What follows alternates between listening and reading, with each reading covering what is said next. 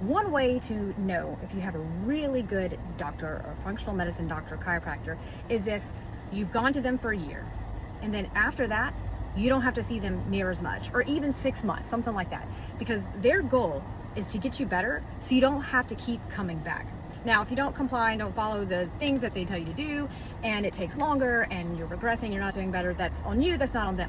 But I know 3 chiropractors actually, who are absolutely phenomenal, and they'll give you advice, and even though it doesn't put money in their pocket, it keeps you from having to keep going to them as often. So especially chiropractors, John Enlow in Little River, you have Dr. Bob Corsetti in Carolina Forest area, and you have Dr. Hawk, who is in Surfside. So there's 3 areas, and I imagine there's other amazing chiropractors, but I'll say the really cool thing about these 3 is they've given me advice that keeps me from having to get in my car, drive to them, and always have to go get care immediately when I have issues. So I have rib subluxation. I don't know if anyone knows what that is, but I have a few parts of my body that are a little hypermobile, and I don't know if anyone's woken up and you've had that little crink in your neck and you can't really turn this way or this way. Well, it's kind of like that, but 10 times worse, and mine always does that. So if anyone has that problem back here, one of the things you can do, I'm not a chiropractor, I'm not certified or anything like that, but I'm taking the advice that they've given me that has kept me from having to go to them twice a week, once a week.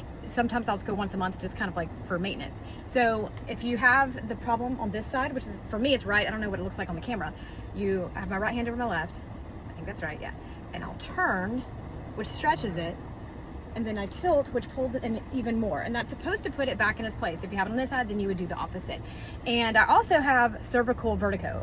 I don't have the inner ear vertigo, I have the cervical vertigo. And one of the chiropractors suggested to me, and I think I've shown this in videos, he's also shown it in videos, but you'll lay on your back, just like you're about to do crunches. You have your knees bent, you lay on your back, and you have a towel that fits the crease of your neck so much so that when you're laying down on your back, your neck is tilted. Cervical vertigo is when your neck, at least as far as I understand, like I said, I'm not a doctor, is when my neck is probably curved this way when it should be curved this way. So I almost have to retrain it to go back into place. So especially those of you who do computer work, online work, anything like that, because that's what I do.